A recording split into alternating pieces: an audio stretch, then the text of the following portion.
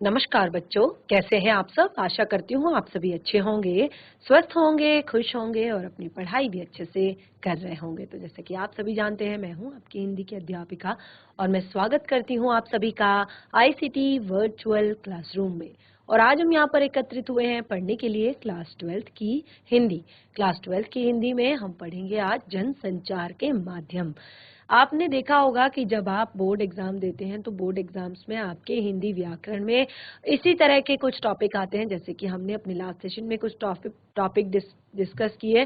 जैसे हमने अपना पहला टॉपिक यहाँ पर डिस्कस किया था फीचर, और दूसरा टॉपिक हमने यहाँ पर डिस्कस किया था एक तरह से संपादकीय क्या होता है, और तीसरा हमने यहाँ पर आपका टॉपिक डिस्कस किया था कि आपका लेटर राइटिंग यानी कि पत्र लेखन, जिसमें पत्र लेखन में आपके 12th क्लास में जो आपके पत्र आते हैं वो आपके हमेशा औपचारिक पत्र आते हैं, यानी कि जो आपके औपचारिक पत्र होते हैं वो आपके आते हैं। तो काफी कुछ हमने पत्र लेखन में डिस्कस कर लिया था, और किस तरह से पत्र लिखा जाता है, किस तरह से पत्र लेखन से संबंधित महत्वपूर्ण बातें क्या हैं, पत्र का आरंभ कैसे होना चाहिए, संबोधन क्या होना चाहिए और समापन क्या होना चाहिए। ये सारी बातें हमने उसमें पढ़ ली थी। आज के सेशन में हम यहाँ पर पढ़ने वाले हैं जनसंचार के माध्यम।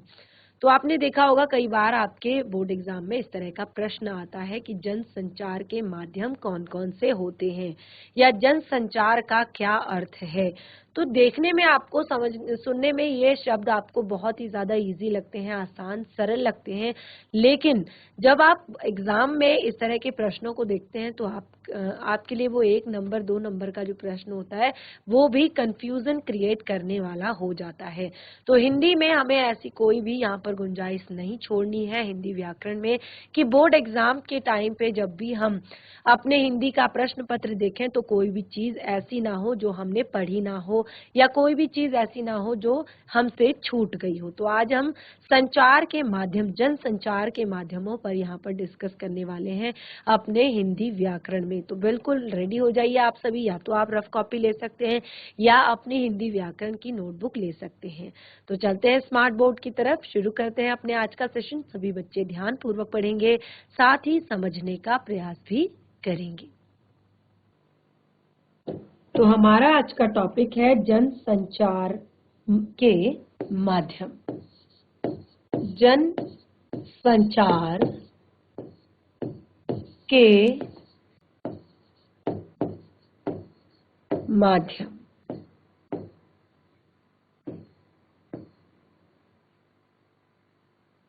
तो देखिए यहाँ पर जनसंचार, जनसंचार में सबसे पहले जो शब्द आता है वो है संचार। ठीक है, जनसंचार तो हम बाद में पढ़ेंगे, लेकिन हमारा जो पहला शब्द आता है वो है संचार। तो संचार क्या है, संचार शब्द क्या है, संचार का क्या अर्थ है।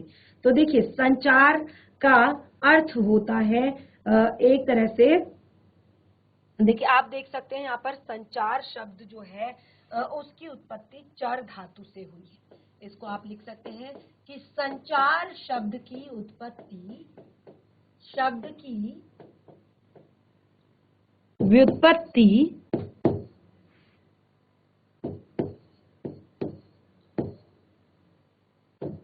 चर धातु से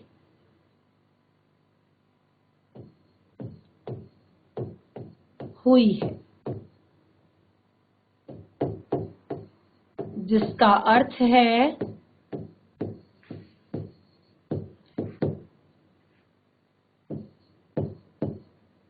चलना, जिसका अर्थ है चलना या फिर एक स्थान से दूसरे स्थान पर पहुंचना।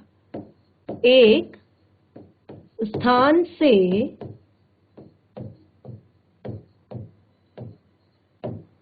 दूसरे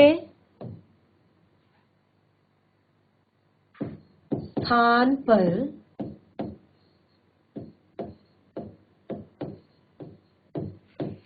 पहुंचना। ठीक है, संचार शब्द की उत्पत्ति चर धातु से हुई है और जिसका अर्थ है चलना, जिसमें एक स्थान से दूसरे स्थान पर पहुंचना भी हम इसको कहते हैं, जन संचार। ठीक है, तो अब यहाँ पे देखिए हजारों लोगों के बीच जो ये संचार की जो घटना है, ये केवल दो लोगों के बीच की बात नहीं है कि दो लोगों ने आपस में बात की या दो लोग आपस में मिले एक स्थान से दूसरे स्थान। ये हजारों लोगों के बीच वाले जन संचार की जो एक तरह से जो संचार जो है वो बहुत बड़ा है, बहुत विस्तृत है। अतः यानी कि सूचनाओं का, विचारों का आदान प्रदान करना। ठीक है, क्या इसकी परिभाषा बनती है संचार की कि सूचनाओं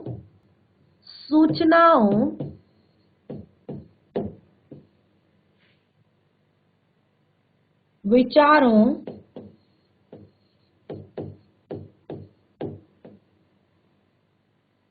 और भावनाओं, सूचनाओं, विचारों और भावनाओं को लिखित, मौखिक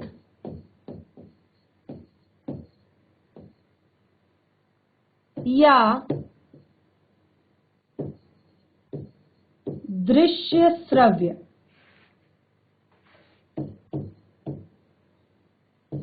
श्रव्य माध्यमों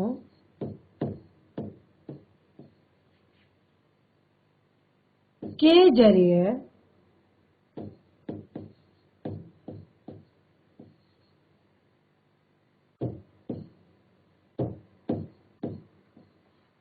सफलतापूर्वक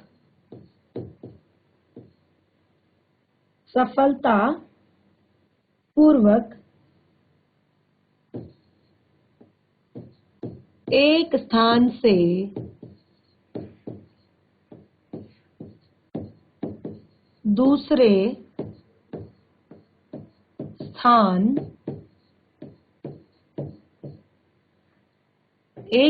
से दूसरे स्थान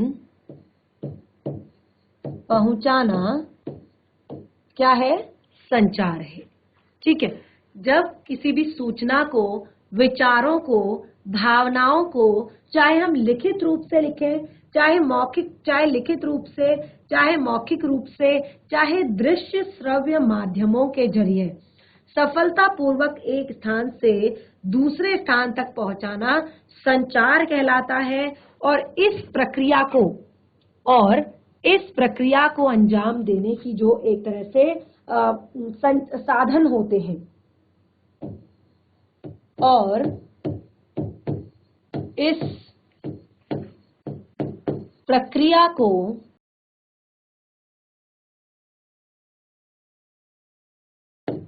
अंजाम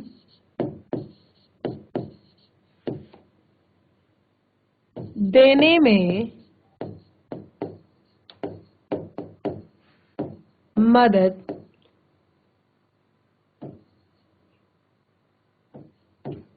करने वाले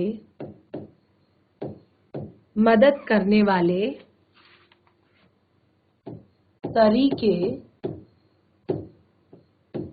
संचार माध्यम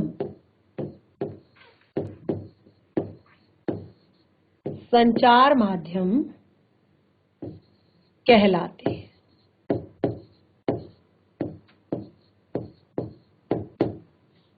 जो इस प्रक्रिया को अंजाम देते हैं वो संचार के माध्यम कहलाते हैं।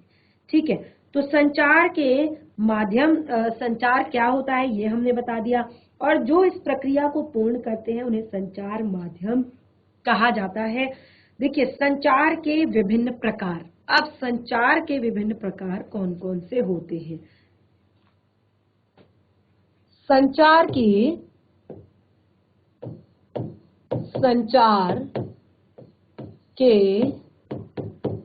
विभिन्न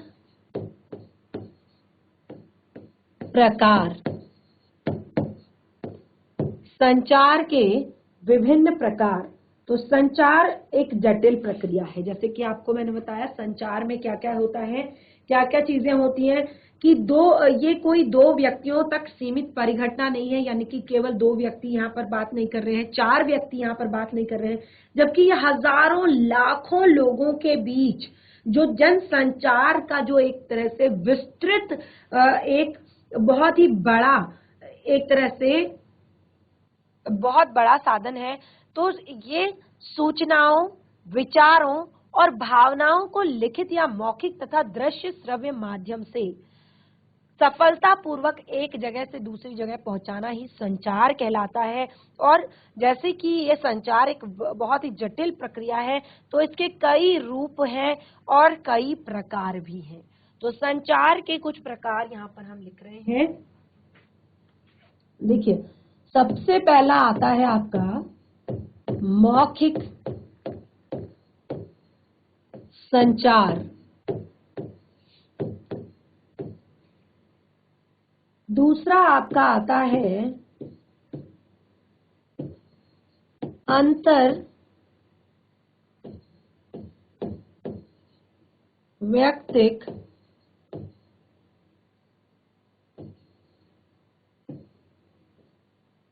संचार,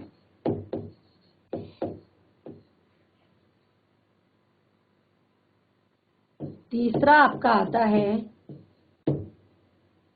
समूह संचार, और चौथा आपका आता है जन संचार।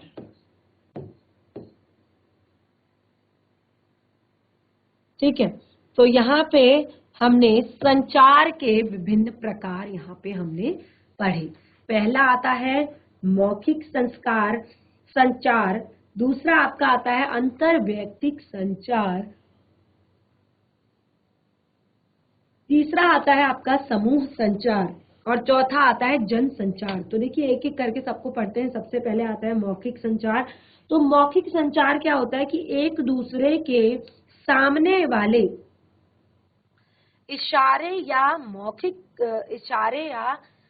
या क्रिया को मौखिक संचार कहते हैं।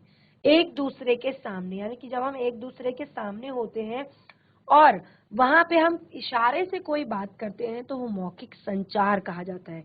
इसमें आता है हाथ की गति, यानी कि हाथ से कोई हम गति कर रहे हो, इशारा कर रहे हो, बुला रहे हो, इधर आओ या मत आओ या रुको या ठहरो या चलो। ठीक है, तो इस तरह से जो हम गति करते हैं वो आपका आता है मौखिक संचार।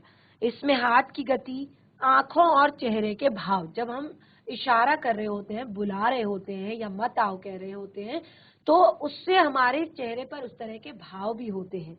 या हम गुस्से में होते हैं, हम इस तरह से डांटते हैं, तो वो भाव हमारे चेहरे पर होते हैं। ठीक है, तो ये स्वरों के उतार चढ़ाव और साथ ही स्वरों का उतार चढ़ाव आदि क्रियाएं इसमें होती हैं। ये मौखिक संचार है। ठीक है, अब यहाँ पर दूसरा आपका आता है अंतर्वैयक्तिक संचार। पहला हमने समझ लिया, दूसरा आता है हमारा अंतर्वैयक्तिक संचार। अंतर्वैयक्तिक संचार क्या होता है? अंतर्वैयक्तिक संचार होता है जब दो व्यक्ति आपस में आमने सामने संचार कर रहे होते हैं, बातचीत कर रहे होते हैं। जब दो व्यक्ति आमने सामने, तो उसे अंतर्वैयक्तिक संचार कहते हैं। ठीक है, तो इस संचार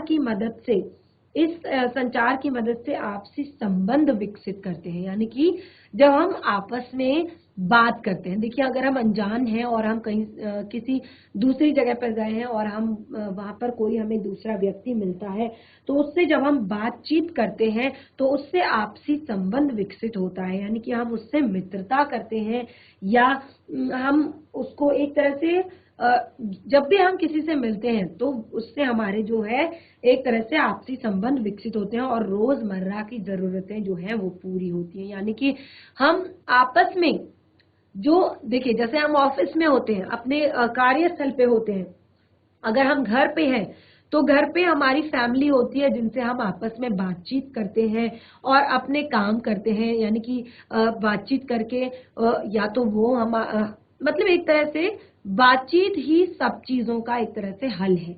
दूसरा, हम जब अपने कार्यस्थल पर होते हैं तो वहां पर भी हम बातचीत से ही, देखिए मुझे कुछ काम है तो मैं अपनी बात रखूंगी, दूसरे व्यक्ति को कुछ काम है वो अपनी बात रखेगा, और हमें पता है कि हमारा डेली का जो काम है वो किस तरह का है और उसमें किस तरह की बातचीत जो है होती है, तो रोजमर्रा की जरूरत पूरी करते हैं। और जो संचार का ये जो संचार का यानी कि अंतर व्यक्तिक जो माध्यम है, ये एक तरीके से पारिवारिक और सामाजिक रिश्तों की बुनियाद ही है, अंतर व्यक्तिक बातचीत। अगर देखिए आप स्कूल जाते हैं, अगर आप अपने मित्र से अच्छे से बात नहीं करते, आपके स्कूल में आपके अन्य बच्चों के साथ अच्छे से आप बात नहीं करते, तो कैसे आपके स्कूल में मित्र बनेंगे, कैसे आप वहां का आपका जो स्कूल का माहौल है वो अच्छा बन पाएगा। ठीक है, अगला है समूह संचार। समूह संचार ये क्या होता है, ये आपसी विचार विमर्श या चर्चा करते हैं। समूह संचार में जैसे अब अभी तक हमने क्या कहा, अंतर व्यक्तिक संचार हम 2 या 3 लोग या 4 लोग 5 लोग आपस में हम बात करके अपने काम करते हैं, अपने कामों को सुलझाते हैं। लेकिन कभी क्या होता है कि पूरा ग्रुप 20 से 30 लोगों का ग्रुप जो है वो मीटिंग करता है, एक तरह से अपनी अपनी राय अपनी अपनी बातें रखता है, इसको अपने अपने विचारों को रखता है, वहां पर विचार विमर्श होते हैं। जैसे इसका एक बहुत ही मेन एग्जांपल है आपका कक्षा समूह। कभी कभी क्या होता है, ऐसा तो नहीं है कि आप क्लास में हर बच्चे के साथ एक साथ बात करते हैं, बात आप जब बैठते हैं तो 2 या 3 बच्चों के साथ ही करते हैं, लेकिन जब आपकी क्लास में किसी टॉपिक पर डिस्कशन हो रहा होता है तो सारे बच्चे फिर आपस में बातचीत करते हैं, तो उसको हम कहते हैं समूह संचार। और इसका प्रयोग समाज और देश के सामने उपस्थित समस्याओं पर बातचीत करना, जैसे किसी जगह पर बैठकर यानी कि शहर में कोई मीटिंग रखवाना, या देश में संसद में कुछ अपनी कोई पॉइंट रखना, अपनी कोई बात रखना, उस पर विचार विमर्श करना, ये सब आता है समूह संचार के अंतर्गत। अब देखिए लास्ट हमारा नंबर 4 टॉपिक है जन संचार, जो कि आपके बोर्ड एग्जाम का टॉपिक है। जन संचार, कई बार आपने प्रश्न देखा होगा कि जन संचार के माध्यम बताइए, जन संचार के माध्यम बताइए। तो यहाँ पर हमारा जो टॉपिक है वो है जन संचार। तो क्या होता है जन संचार, वो हम यहाँ पर लिखेंगे। नंबर 4 जन संचार। जन संचार क्या होता है, जब व्यक्ति समूह के साथ संवाद किसी तकनीकी या यांत्रिकी माध्यम के जरिए समाज के एक विशाल वर्ग से करता है। देखिए अभी तक हम अलग अलग बातों पर डिस्कस कर रहे थे कि किस किस तरह से संचार होते हैं, किस किस तरह से हम सूचनाओं का आदान प्रदान करते हैं।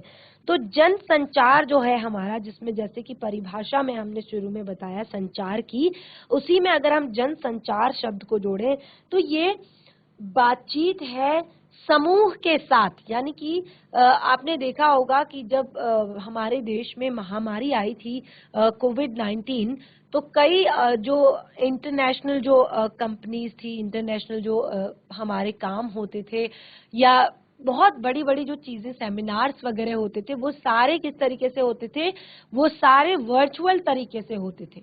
वो सारे अलग अलग तरीके से, यानी कि लोग एक जगह पर इकट्ठे हो गए, कुछ लोग, केवल कुछ लोग, और कुछ लोग एक जगह पर इकट्ठे हो गए, कुछ लोग एक जगह पे कुछ अपने पर्सनल कंप्यूटर्स पे बैठ गए।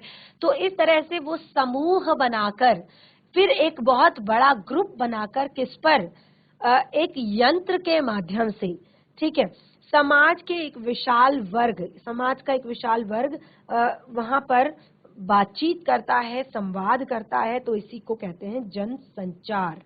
ठीक है, अब इसमें एक संदेश को यांत्रिकी माध्यम से बहुगुणित किया जाता है।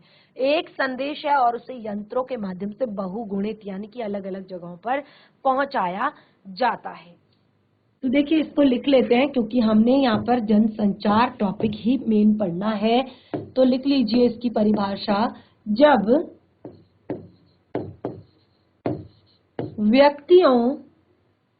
जब व्यक्तियों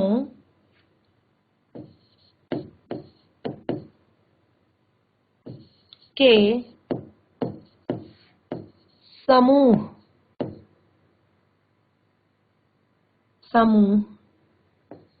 के साथ संवाद किसी तकनीकी जब व्यक्तियों के साथ संवाद किसी तकनीकी या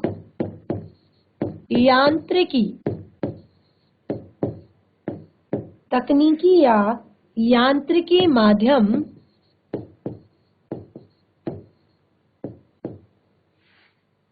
के जरिए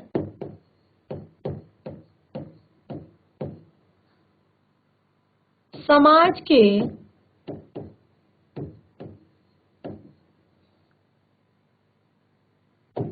एक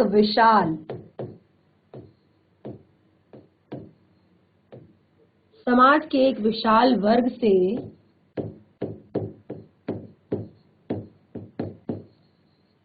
किया जाता है, समाज के एक विशाल वर्ग से किया जाता है, तो इसे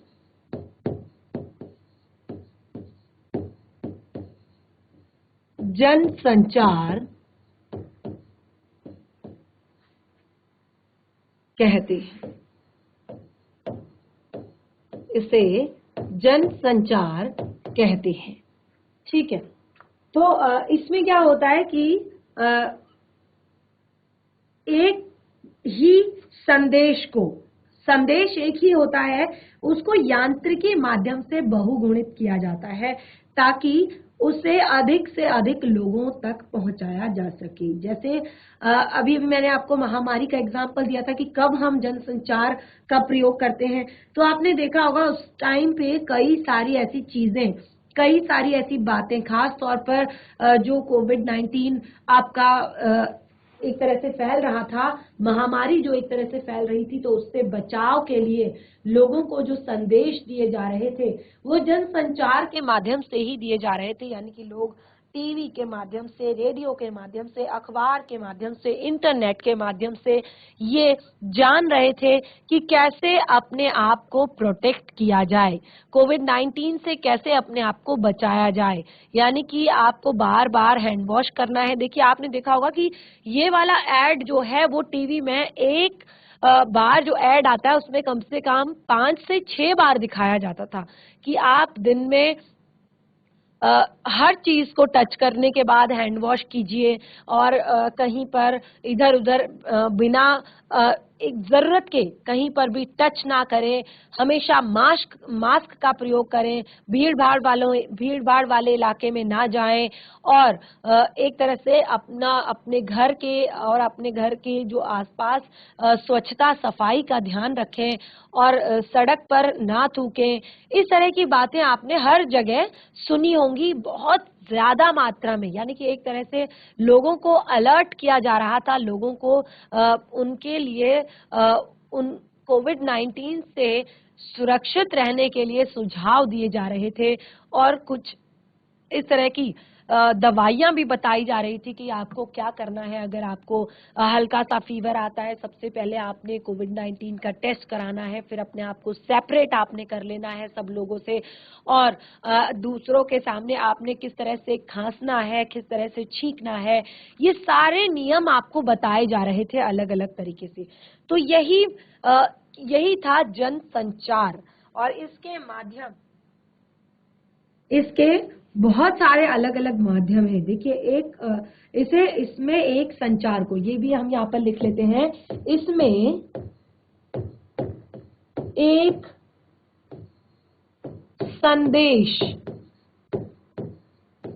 संदेश को यांत्रिक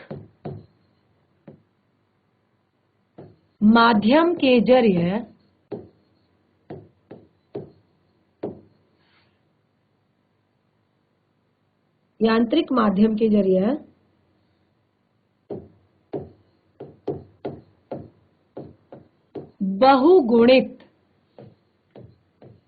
बहुगुणित किया जाता है, यानी कि एक तरह से उसको बहुत ज्यादा फैलाया जाता है, बहुत ज्यादा, एक से दूसरा, दूसरे से तीसरा, तीसरे से चौथा, चौथे से पांचवा, ऐसे उसको बहुगुणित किया जाता है। बहुगुणित किया जाता है ताकि उसे अधिक से अधिक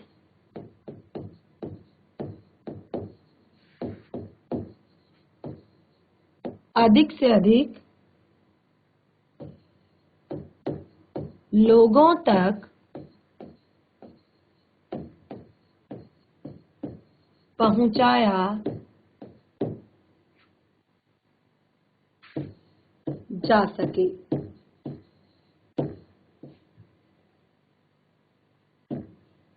ठीक है, तो ये आप नोट डाउन भी करते रहिए, क्योंकि जनसंचार क्या है ये भी आपका प्रश्न आ सकता है कि जनसंचार किसे कहते हैं।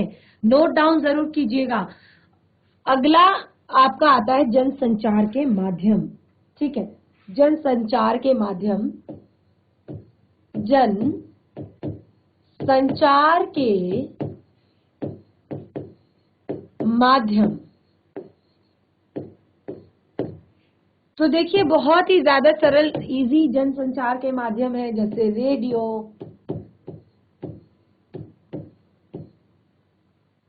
अखबार,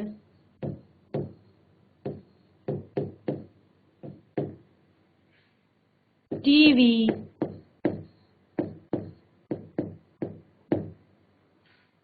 सिनेमा,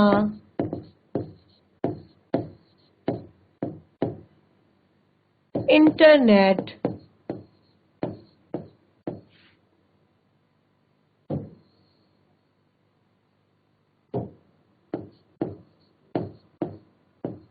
आदि। ठीक है, ये आपके जनसंचार के माध्यम है। अब देखिए, जनसंचार की विशेषताएं क्या हैं। जनसंचार की विशेषताएं, जन संचार की विशेषताएं।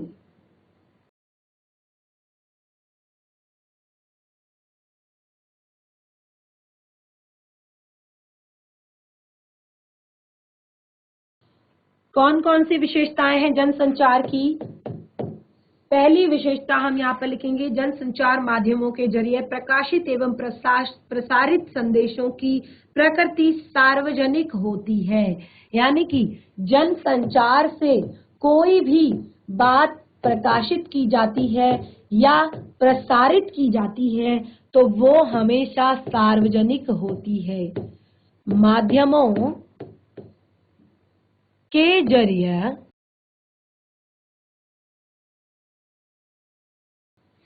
प्रकाशित एवं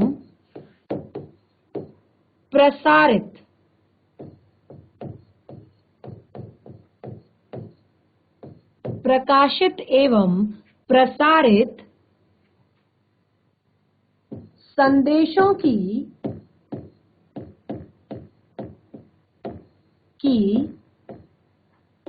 प्रकृति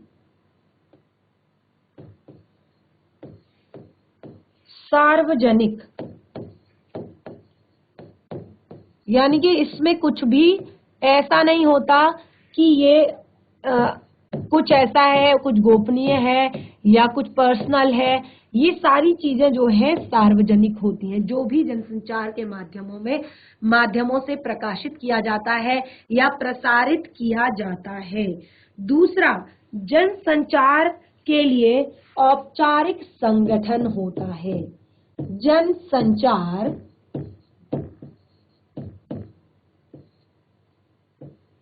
के लिए औपचारिक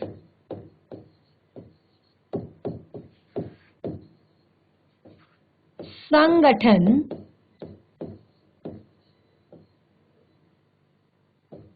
होता है। जनसंचार के लिए औपचारिक संगठन होता है। अर्थात आपने देखा होगा कि जो न्यूज चैनल्स ही होते हैं, न्यूज चैनल्स भी अप्रूव्ड होते हैं। ये न्यूज चैनल्स भी अप्रूव्ड होते हैं, कोई भी न्यूज़पेपर है उसको वो भी अप्रूव्ड होता है। तो ये सारी चीजें यहाँ पर जो भी काम होता है वो औपचारिक तरीके से होता है, यानी कि एक तरीके से फॉर्मल तरीके से सारी चीजें होती हैं। हर चीज के लिए एक नियम होता है। आपने देखा होगा कि जो भी न्यूज आती है उसका एक फिक्स टाइम होता है कि न्यूज कब से कब तक आएगी, किस टाइम पे कौन सी न्यूज आएगी, किस टाइम पे हमें ब्रेकिंग न्यूज दिखानी है, या किस टाइम पे हमें जरूरी खबरें दिखानी है। तो ये सारी चीजें इसके लिए पूरा एक औपचारिक संगठन बना होता है। इनमें कुछ नियम होते हैं, कुछ कानून होते हैं, जिनको ये एक तरह से जितने भी माध्यम है ये फॉलो करते हैं। फिर चाहे रेडियो हो, अखबार हो, टीवी हो, सिनेमा हो, सबके कुछ नियम होते हैं जिनको ये फॉलो करके एक औपचारिक संगठन अपना बनाते हैं। दूसरा, इस माध्यम के लिए इस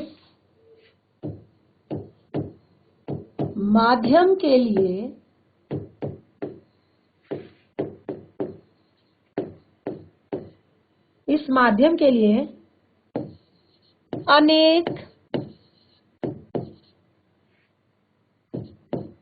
द्वारपाल होते हैं। इस माध्यम के लिए अनेक द्वारपाल होते हैं। देखिए, द्वारपाल अर्थात द्वारपाल वह व्यक्ति या व्यक्तियों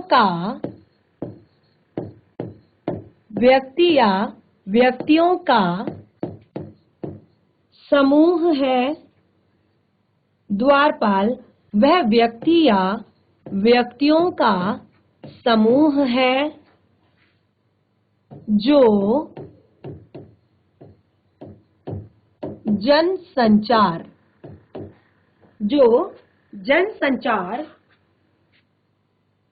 माध्यमों से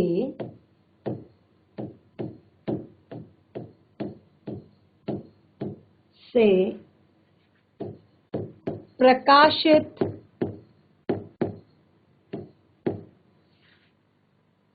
या प्रसारित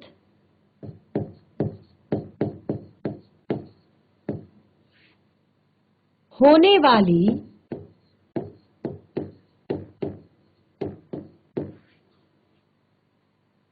सामग्री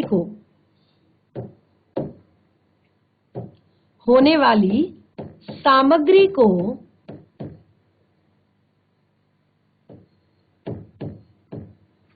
नियंत्रित एवं निर्धारित करते हैं। नियंत्रित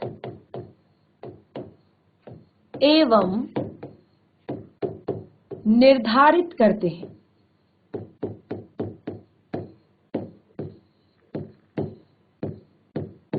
देखिए, जो ये लाइन है ये बहुत ही ज्यादा महत्वपूर्ण है, ध्यान पूर्वक समझिएगा कि इस माध्यम के लिए अनेक द्वारपाल होते हैं।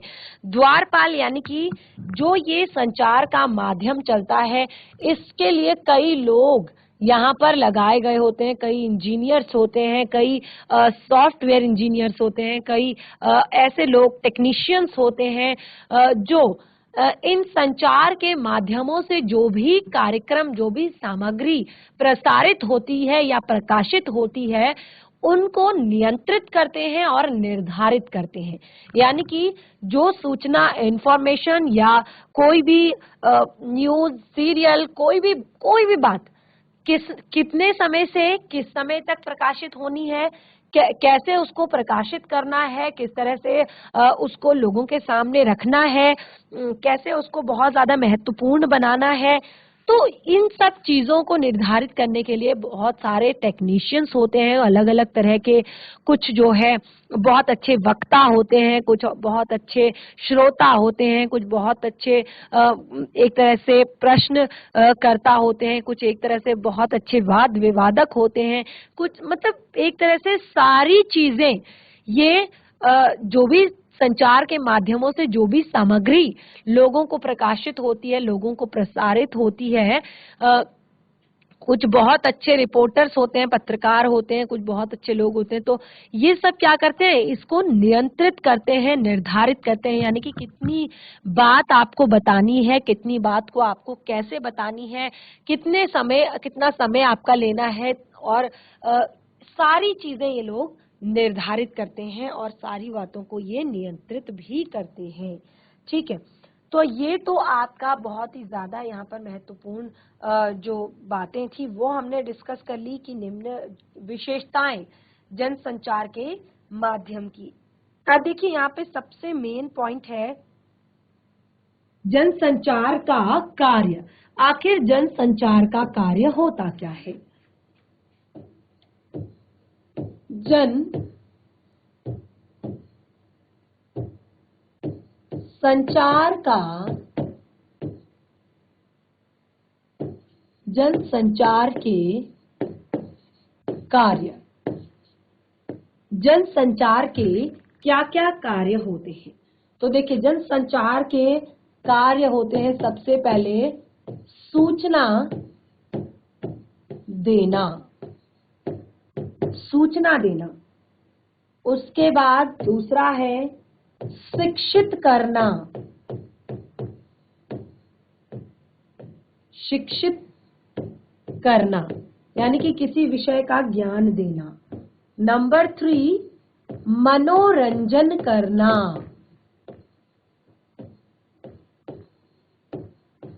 ठीक है। नंबर 4 एजेंडा तय करना,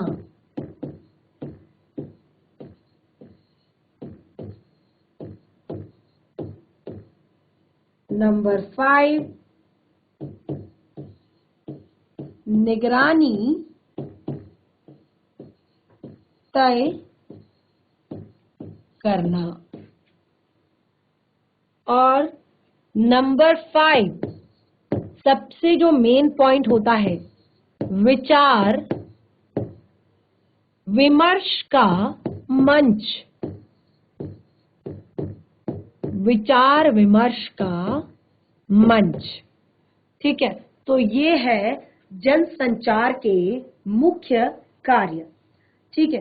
तो अब यहाँ पर हमने काफी चीजें देखी, यहाँ पर एक तरह से डिस्कस कर ली कि जनसंचार क्या होता है। सबसे पहले हमने जनसंचार की परिभाषा यहाँ पर पढ़ी।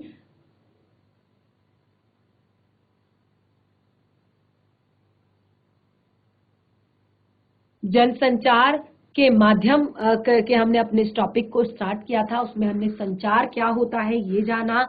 उसके बाद हमने संचार की परिभाषा कि सूचनाओं, विचारों और भावनाओं का, देखिए संचार का भी एक शब्द आपका आता है संचार, और उसका भी आपको 1 या 2 नंबर का आपका ये प्रश्न होता है, और उसमें क्योंकि हम बहुत ही अपनी भाषा में उसका उत्तर लिखते हैं, लेकिन अगर आप इसको पढ़ लेंगे, समझ लेंगे, तो आपको पूरे नंबर इसके मिलेंगे कि सूचनाओं, विचारों और भावनाओं को लिखित, मौखिक या दृश्य श्रव्य माध्यमों के जरिए सफलता पूर्वक एक स्थान से दूसरे स्थान तक पहुंचाना संचार कहलाता है, ठीक है।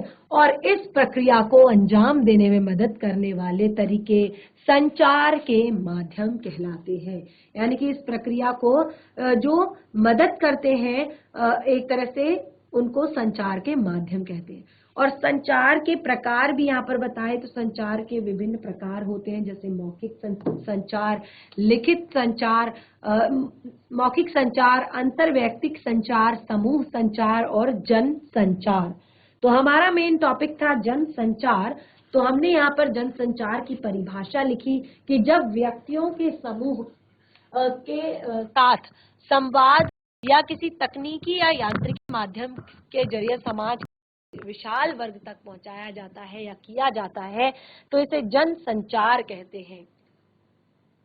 ये हमने जनसंचार की परिभाषा लिखी, उसके बाद हमने जनसंचार के माध्यमों के बारे में लिखा, उसके बाद जनसंचार की विशेषताएं और लास्ट में हमने यहाँ पर जनसंचार के कार्य भी डिस्कस किए हैं। तो इस तरह से आज हमने अपने हिंदी व्याकरण का एक और महत्वपूर्ण टॉपिक यहाँ पर पढ़ा और इस टॉपिक में काफी कुछ चीजें अभी हमारी शेष रहती हैं जो एक एक दो दो नंबर्स में हमारी बोर्ड एग्जाम्स में आती हैं, तो उन्हें हम डिस्कस करेंगे अपने नेक्स्ट सेशन में। आज का टॉपिक आपका बहुत ही महत्वपूर्ण था तो इसको घर पर एक बार जरूर रिवाइज करें। बाकी हम मिलेंगे अपने नेक्स्ट सेशन में, तब तक के लिए धन्यवाद। आपका दिन शुभ हो।